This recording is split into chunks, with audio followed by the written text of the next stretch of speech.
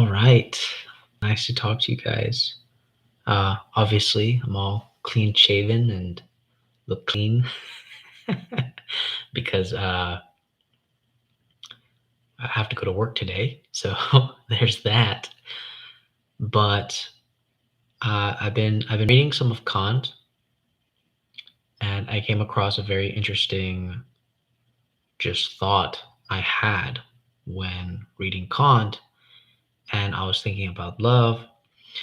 And what really got me thinking about love was when Kant was making his distinctions between analytical judgment and synthetic judgment.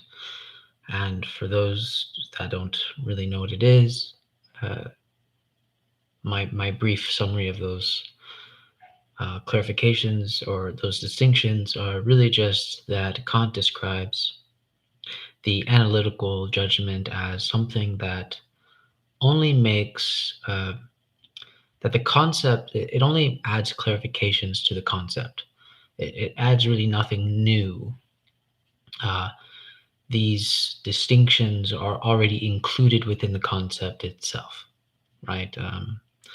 For example, I was watching a YouTube video about this. Someone gave an example of like uh, a triangle has three sides, right? Like the three-sidedness is already included in the concept of a triangle.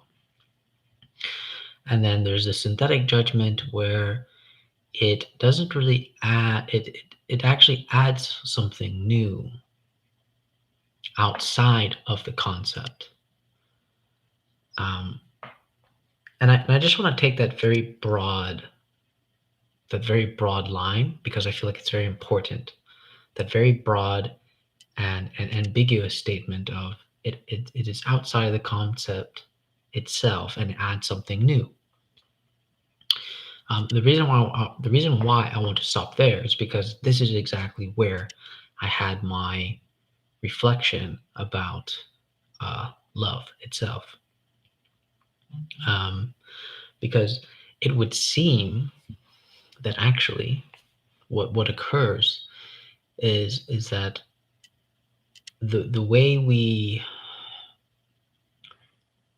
go about love in general is that we actually are using only an analytical judgment and not a synthetic judgment.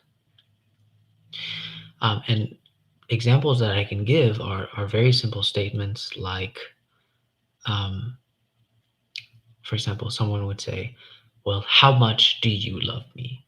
Right? This statement itself really adds nothing new to the concept of love itself. It only adds to clarify that you're only wanting to sort of ask just how much do you love me? See, it really adds nothing new. They only want some type of clarification as to how much. Or and then simple statements like when OG Rose talked about the love formula that fails, right? If you love me, then you will do Y or X, right? This again is simple. Uh, it only adds clarification, right? If you do this, this clarifies to me. This makes it immediately clear that you love me a lot. you know, uh, and it seems like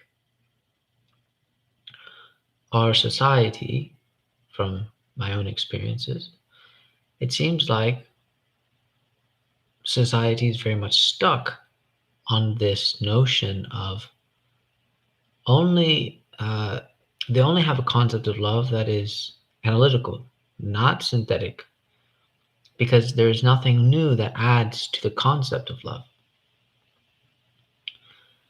And here I think this is why we probably need Kant and we need a lot of other philosophers as well to to go with something here because um, our concept of love is immediately bound to our experiences of what we think love is. But what the funny thing about love, and you can test this out experientially, is that love itself always wants to go to exceed its own boundaries of its own limitations concerning human experience.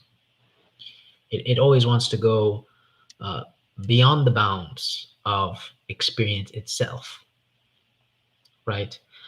Uh, and the reason why I say this is because experientially, we always want something more um, with love. There's always something. To give a better example, just the whole idea about the whole fantasy or the whole idea about this notion of unconditional love, right? It's like a love that it uh, knows no bounds, right? This is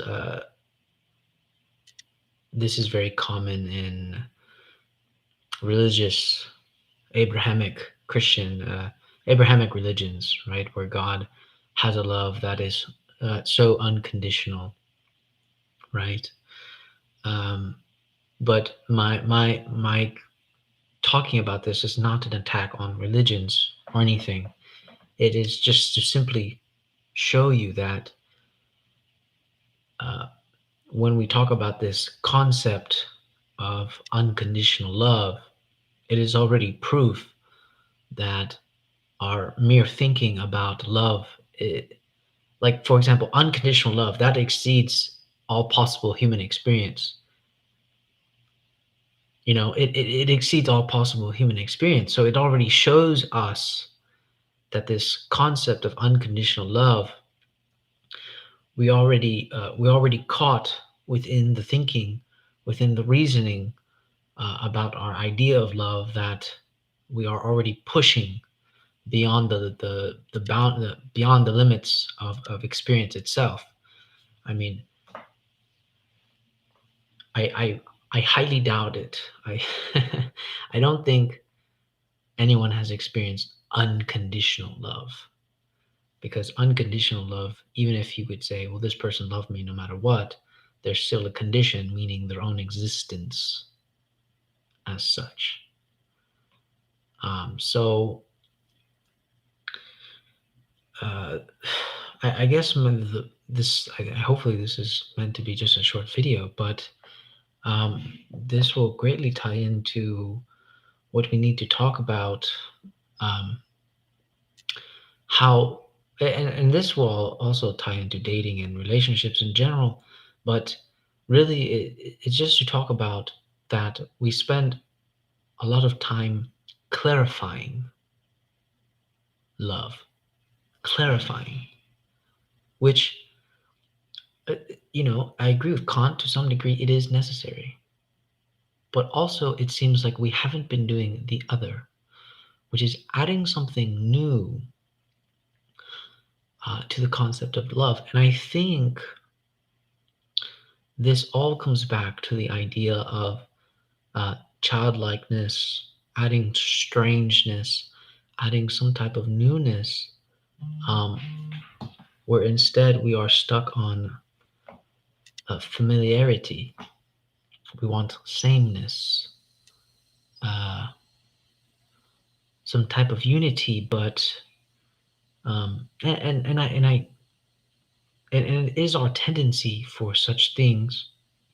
And I think this is why Deleuze was very much against uh, sameness, and he always exaggerated difference so much. It's because ultimately, maybe in a very Kantian way, um, we were only clarifying uh, such things or making distinctions and never adding anything new. Um, so this idea, just taking this ambiguous statement of adding something new, what does that mean? Well, I think it can mean many things. And remember, I said something like childlikeness. Um, I think childishness is where you are stuck on the clarification of the concept. right? How much do you love me? If you do this and this, then it will prove to me that you love me. Um, this, or it's in my opinion, childish type of um, statements.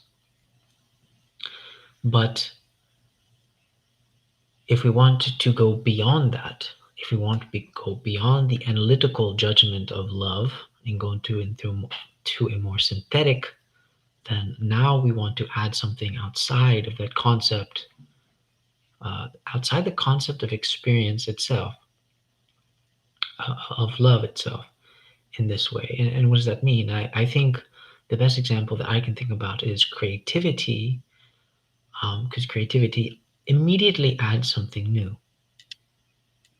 And we're not stuck on clarifying what that is. Um, and I still think, to my best opinion, is that a love that is stuck on clarifying is a love that's going to die, because ultimately that they're not adding anything to. They're just not adding anything to it at all.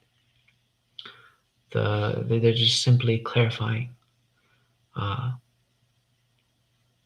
the relationship constantly, and a relationship that is constantly being demanded that it be clarified, like to prove your love to me, or if you were loyal you would do this, or something of those sorts.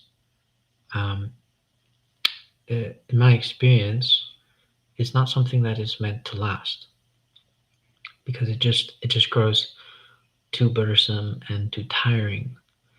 But something that always adds something new, whatever that is, that is something interesting to our concept of love. And it is, I think, as I pointed out, it is something that we crave, ultimately something that we crave, but it seems unconsciously we are always stuck in the clarification rather than the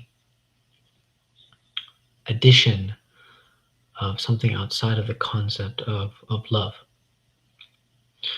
Right? It reminds me of when people would tell me, like, for example, I would talk to somebody about why they like watching The Office.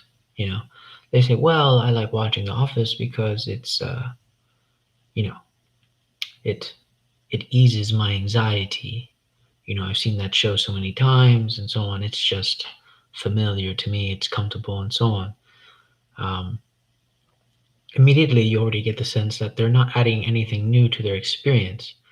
All they want to their experience is something just comfortable and familiar, nothing strange, nothing new. Because again, anxiety, that kind of anxiety, is just too much. Um, which to me, it already sort of kind of indicates: are you really interested in love at that point, when you are so terrified to engage with something new, something strange? Uh, but I think it captures itself in a circle, because the time that they did encounter something new, something strange, it ended up hurting them. But maybe that was because they were stuck in sort of uh, analytical judgment, because they were only seeking to clarify, right? For example, and I think an example of this is when you start a relationship and you break up with someone, or no, not you when you break up with someone, but well, it could be that way too. The example I want to give is when you start a relationship with somebody and then they break up with you, right? Suddenly it dawns on you that uh, this breakup only clarifies that you were maybe not enough, or maybe uh, that this relationship was all an illusion or something, because uh, that the person cheated on you and so on, and you thought that this love would last forever, and so on. the experience of the breakup itself is only a clarification, ironically enough, right? It only clarifies um, what uh, maybe what has already existed, you know, because I think breakups, they are not just sudden events. They are an accumulation, whether the person is actually aware of it or not. It's an incoming event that is an accumulation, um, that ends up in some type of clarity in the end. And I'm not talking about the kind of clarity where the person knows why they were broken up with, but it comes very clear that the person no longer wants to be with them. Um, but here's the question: when we talk about these examples, does it really add anything new to the concept of love other than their idea that they shouldn't do that? Right? Again, they just acknowledge that they shouldn't do this, or they acknowledge that they shouldn't be with this type of person. It only adds clarification, yet the individual still does not know how to proceed with adding something new to the concept of love. And we are, in fact, still stuck in a clarification type of judgment, which I feel is very important. And it's really changed my way of thinking about this love, where if we're always stuck on clarifying, we never go beyond, to so on. And I think this is very familiar. I think this is very similar to when Daniel Gardner makes the distinction between. Uh, I loved his article on effacement and negation. It seems like if you get stuck on a certain notion of lack, um, this lack can become, not a negation but an effacement, because you are looking for a clarification. You are yearning for you're you are looking for unity of such, and this is only a clarification, in my opinion, because it adds nothing. It adds nothing new, nothing strange, to your troubles. But I I think that's enough. I think that's kind of what I wanted to talk about, because just I feel like I had to get this idea out of my head as fast as possible, um, and kind of work it out as I talk to you guys, because I feel like it's a very important concept that I really started thinking might actually have some value, and worth discussing in the future, and maybe even worth writing about. So, yes. All right. Well, take care, guys. I hope you guys have a good rest of your day. I am resuming work after my vacation, so this will be great. All right. Take care, guys.